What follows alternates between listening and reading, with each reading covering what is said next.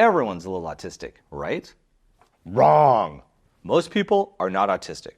If you're here because you think you might be autistic, great, because I'm going to give you 13 reasons why you probably aren't. But first, even though I look super smart with these glasses, I'm not a psychiatrist, and I'm not capable of diagnosing anyone, and this isn't even for diagnostic purposes. But I am about to drop some serious knowledge on you. You collaborate well in groups. If you're someone who meshes quickly and well when collaborating with others, like group projects in school or collaborative problem solving at work, then you probably aren't autistic. What can I say? We aren't the best when it comes to compromise. Part of being autistic, people, is struggling with neurotypical communication and also being inflexible or rigid in thinking. So this means that us autistic people especially have a hard time moving forward with ideas we don't agree with. So, if you're someone who is able to easily slide into group work without feelings of confusion with the flow of conversation, or how to give your ideas without being argumentative or unwilling to compromise, you probably aren't autistic. Number 2, you can participate in multi-person conversation and not struggle. If there's multiple people in a conversation and you don't struggle to keep up and participate, you're probably not autistic. It doesn't mean you talk a lot. You could be an introvert who prefers listening in smaller groups. But if you're autistic, you're either not getting involved, or if you have gotten involved, you're struggling. What do I mean by struggling? Let me give you 5 quick reasons. First, the pace of conversation is too fast for your brain. Autistics need processing time because our input filtration system is different. When we hear sentences, we really open up all the doors of possibility as far as meaning goes. We really want to make sure we are covering all of the options. Second, you're constantly zoning out. If the topic of conversation is boring, good luck being able to focus for anything longer than a minute or two. You know what? I just leave boring conversations now. I used to sit there and pretend to be interested, but it started damaging my insides. Now, there's too many boring conversation scars inside the lining of my small intestines. So for medical reasons, I have to leave boring conversations within a minute, or I'll get gassy. Really gassy. And I'll probably end up shitting a sailboat. Third, you don't understand the meaning of what's said because the implied meanings are confusing. It would be so much easier if people just said what they meant and meant what they said. But many non-autistic people have a different approach of saying one thing, but meaning something else. Autistics also find themselves in hot water regularly when they say something because neurotypical people have their own filtration system they run your sentences through. Rather than just take what you say at face value, they run it through a complex system where they analyze your tone, your facial expressions, your body language, input all of their biases, and social behavior expectations. So this is really great and pretty fancy, but what usually happens is they come up with something completely different than what you actually said. Fourth, you're fixating on something someone said and missing huge chunks of the conversation, like several minutes of it. And you're not even aware the conversation is still going. And then when you get jolted back into the moment, it's even more confusing. Sometimes you're jolted back into the conversation because someone thought it was a good idea to ask you a question. And let's be honest, you have absolutely no clue how to answer because 2 of the individuals you were talking to, we'll call them Tweedledee and Tweedledum, have really raspy voices. And when one of them mentions something about riding a horse, it pulled your mind away to an old Western movie you saw a few days ago. And that got you thinking about how you'd like to own a large chunk of land with some cows and chickens and possibly a lobster. And before you know it, 7 minutes have passed. And all you hear is this random question from Tweedledee. So rather than answer a question you can't, you confidently announce to the group that you need to use the restroom. Which of course you don't, and that you'll be right back. But here's the truth. If you're anything like me, you have no intention of going back to the conversation after you're done pretending to use the bathroom. You'll sneak back to your office and act like that's exactly where you're supposed to be. Fifth, you're struggling with other social cues, like how and when to make eye contact, which I'll talk more about in a minute. Now, if you're a high-masking autistic person like me, you might look like you can participate in multi-person conversations. But inside, you know. Oh yes, you know about that struggle. The struggle. Because it's real. And it's uppercutting you in the face 88% of the time you try and converse with the Tweedledees and the Tweedledums. If you have never felt this struggle, you're probably not autistic. Number 3, you can make eye contact without feeling uncomfortable. If making eye contact consistently doesn't bother your insides, then you might not be autistic.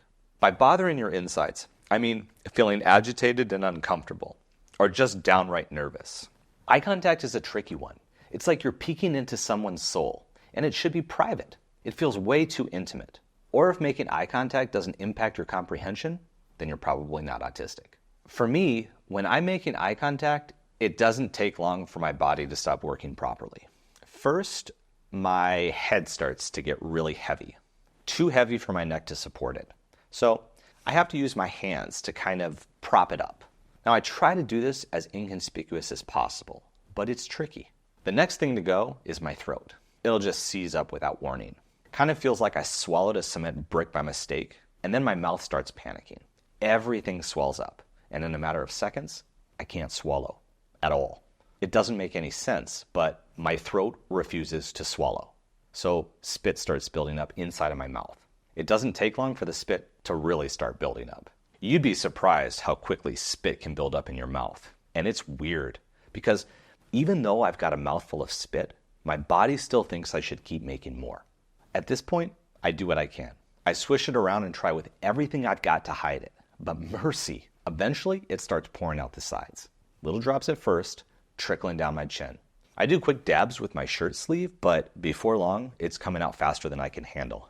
It's almost like someone transformed Niagara Falls into saliva and moved it into my mouth. It's not a good look. Nobody, and I mean nobody, wants to chit-chat with that guy that foams out of his mouth when he talks. So I don't know all the details for why making eye contact is hard for many autistic people, but I'm here to tell you that sometimes we can do it. It just takes mental brain power to think about it, and it can also feel unnatural and really uncomfortable. That's a common part of being autistic. So if making eye contact doesn't make you uncomfortable in different ways, then you're probably not autistic. Number 4, you don't have a problem with letting things go, including unethical things that conflict with your moral code.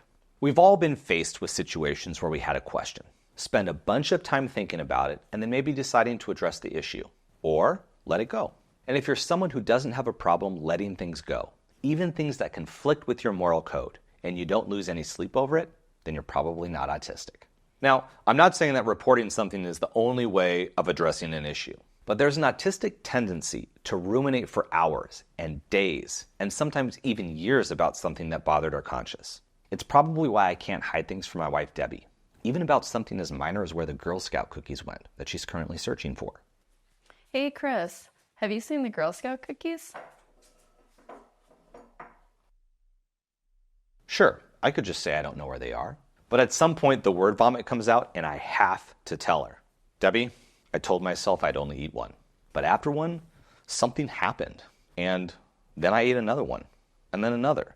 And for the love of Pete, I couldn't stop, so I ate the whole damn box. And now my stomach hurts. Idiot! And it's not only me. It's very common for autistic kids to get in trouble for correcting teachers or classmates. They might not tattle about something, but it doesn't mean it doesn't bother them that something wrong happened. It eats us up inside. So if you have never experienced that feeling in the middle of the night, or you remember something that you should have told others about or addressed yourself, like that you saw someone steal $5 from the bake sale cash, then you might not be autistic. Because autistic people have a really, really hard time of letting stuff like that go. Number 5, you are consistently in control of your thoughts. Oh, man. If you are able to stop ruminating thoughts and get control of your brain consistently, you might not be autistic. Because let me tell you, those thoughts swirling that then snowball into others, leading you down a rabbit hole of past trauma or just unpleasantness, that's a common autistic experience. But if you're someone who is able to block all of that out, or like I said in number 4, let things go easily, you're probably not autistic. Number 6, you don't get in trouble at work or school for things you say that you think are fine. To be autistic is to be misunderstood often, which means that if you haven't had the common autistic experience of getting yourself into trouble at school, work, home, everywhere, for things that you say that you felt were fine, you're not autistic.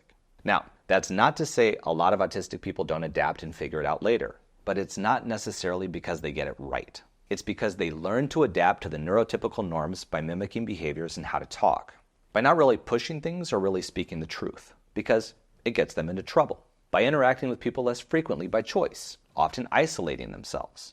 We do this because we're misunderstood so much, it sucks. But part of why it's so hard?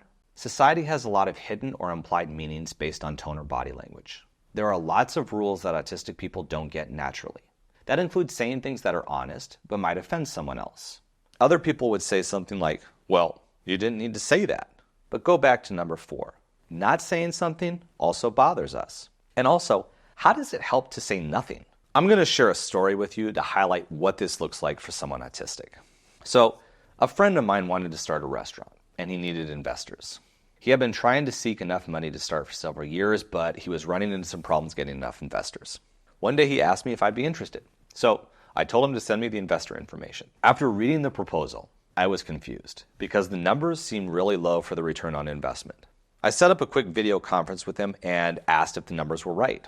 Hey, buddy, I went over the proposal, and I just have a couple of questions. Are the numbers for the return on investment, are those accurate? Yeah? The return's low. I feel like the return's pretty low, considering the amount of risk with your venture. I think this is probably why you're having a difficult time tracking down investors, to be honest with you. You might want to consider reevaluating your investor's return, because I think it's low. My reason for telling him this was because I figured that he would reflect on the feedback that I've given him and make adjustments to his proposal. He thanked me, and our discussion ended, and I thought things were fine. Boy, was I wrong. He messaged me an hour later, and he told me he didn't want me to invest and wanted me to mail him back the proposal immediately. After that, he didn't speak to me for several years. Here's what's really interesting about this whole thing, though. I was giving him my honest opinion, and it turned out I was right. He eventually ended up securing enough capital from a family member to start the restaurant, but was almost forced to shut down 2 years after opening because of COVID. Anyone investing in that operation would have made a greater return by simply placing their money in a savings account. Pretty glad that I didn't invest. How does it help to not say something directly? Why isn't honesty valued as the amazing trait that it is? It's frustrating because in a lot of cultures, direct and honest communication gets you in trouble. So, if you've never experienced that, maybe you're not autistic. If you are autistic, drop some of your experiences with this in the comments below. Number 7, you're fine with interruptions. Interruptions are just part of daily life, right? Sure, but do they make your brain explode? In all reality, if you're pretty much fine inside and out with interruptions, then you're probably not autistic. And by interruptions, I don't just mean when you're talking, although that will be pretty upsetting to many neurodivergent people, even though we do it all the time too. But interruptions to your thinking, interruptions when you're doing something and you're in the zone, interruptions to anything that jars your brain from its happy, blissful state of moving towards an endpoint, whether it's the completion of a thought or a project or anything. If you're autistic, interrupting that autistic inertia jolts you. You feel it in your body and brain. For me, it can feel like an electric shock. Not fun. And then I get agitated because wait, that thought I was thinking, it's slipping away. It was important.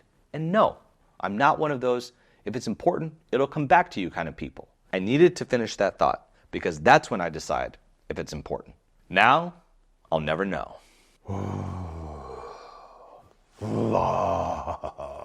So now I'm frustrated and I'm not fine. I can pretend I'm okay, but inside I feel completely thrown off, unbalanced. Or when I'm working and the phone makes noise, interrupts my thinking. Where was I? Getting back to it can take me so long. It just doesn't feel good for me and many other autistic people. And then throw into the mix how I can really only focus on one thing at a time. No, I can't really get work done at a cafe. No, it's not the music. It's the clanging dishes, the conversations, the sudden peals of laughter, or the screeching of silverware or a chair leg on the floor. All of these interruptions to the monotropic thinking that many autistic people share.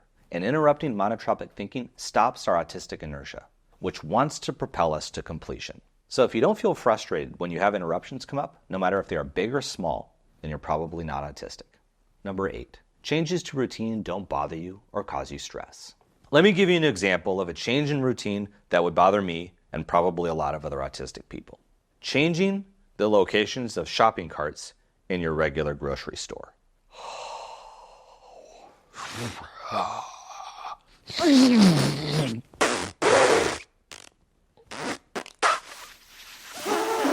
This isn't just a matter of, oh, just ask someone where the carts are. It's a matter of, you've gotten used to going to this grocery store and the carts were always here. You go in and you beeline it to the spot where the carts are. You get one, then you proceed to do something that still makes your brain overloaded more often than not. Navigating the fluorescent lights and overwhelming smells of the grocery store, noisy music and people getting in the way, things being out of stock, waiting in lines, meaningless small talk with cashiers, getting out of there as quickly as possible, hiding and recovering in your car or at home if you walked. If you're like me, you don't really like this whole process. But none of this can start or finish until you get the cart. That's step one. So when someone does something like make you think extra hard about that first step, or even worse, forcing you to interact with people about something that you are certain other people already figured out, it's 50-50 whether you even continue with the shopping excursion. Don't move the shopping carts, people. Somebody misplaced my shopping cart. So if changes to routine like this or other ones that seem minor don't bother you or stress you out, you're probably not autistic. Number 9, you can run errands or do normal daily things that involve a series of steps, and it doesn't overwhelm you. And going off of number 8, if you can do things that involve a series of steps and not feel overwhelmed, you're probably not autistic. And look, I'm not talking really random, new and complicated things. No, I'm talking things like going to a mall or grocery store and running errands. It's multiple steps to decide what you're doing. Get in the car or figure out how you'll get there. Find the exact store or items you need, in the order that makes the most sense and doesn't have you going back and forth between the produce section and the canned food section. Or dealing with crowds and still keeping focused on where you need to go. Or, if you want to get really fancy, going to an event, like a birthday or retirement party. Or, the worst, attending a wedding. All of those steps of planning the event ahead of time, knowing the order of operations, and then executing them without feeling horrible inside. That's the key. Sure, an autistic person might be able to do them all, but the whole time you can feel the build, the overwhelm, the exhaustion of your social battery, the worry about whether you're doing it right. If you can do these things that involve multiple steps and not feel consistently overwhelmed, you're probably not autistic. 10, you're not constantly exhausted, especially from your social battery getting drained. From what I understand, it is possible to not be constantly exhausted and feeling totally depleted, regardless of how much sleep and healthy food and exercise you get. Is it possible for autistic adults who are bombarded by all the sensory sensations that I'll talk about in a second, in addition to challenges navigating the neurotypical world and being judged based on non-autistic expectations? That's another question. But from my own experiences, research, and what I've learned from the autistic community, it's rare. Unless you're someone autistic that has carved out a lot of time to be alone or with a very small select group of people. Otherwise, you'll probably find that your social battery is getting drained faster and faster the longer you're out and about in the world. That's why autistic people tend to have a finite amount of social energy. And a lot of that energy often is used to mask or hide our autistic tendencies when out in the world. We can't just be ourselves most of the time, which makes it even more tiring. So if you're not constantly exhausted, particularly from socializing, just from normal life, you're probably not autistic. Number 11, you don't have health issues. If you have a clean bill of health, you're probably not autistic. That may sound very direct, but studies show that up to 94% of autistic people have another co-occurring medical condition, and up to 84% of autistic kids are diagnosed with anxiety alone. That's not to mention all the issues like sleep problems, learning differences like dyslexia, and so on that are common co-occurring challenges for autistic people, even as children. It makes sense that anxiety rates are so high, given that these issues can all contribute to anxiety and other co-occurring medical conditions. So chances are that if you don't have any other health conditions like skin problems, GI issues, food sensitivities, ADHD, OCD, or any of a number of other health challenges, there's a really good chance you're not autistic. Number 12, sounds, smells, temperature, and textures don't impact your mood or cognitive capability. I'm autistic, and I can tell you firsthand that sensitivity to sensory stimuli is a huge hidden challenge for me and many autistic people. For many of us autistics, sensory stimuli can make or break our day. Sounds, smells, textures, temperatures, and more can distract us, put us in a bad mood, or make us feel physically ill. They can also give us horrible migraines. And I'm not talking about the stinky tofu that you smell in the Taiwanese night markets. I'm talking about the faint smell of cleaning solution that's left over in the hallways on Monday morning when the floor got mopped last Friday before the weekend. I'm talking about the faint buzzing sound of electricity in the bedroom that has you unplugging every device to find the source. I'm talking about the itchiness of your shirt because you switched detergents. You can't even think about anything else. People talk to you, you can't hold a conversation. The sensory overload is that bad sometimes. So sounds, smells, temperatures, textures, and so on.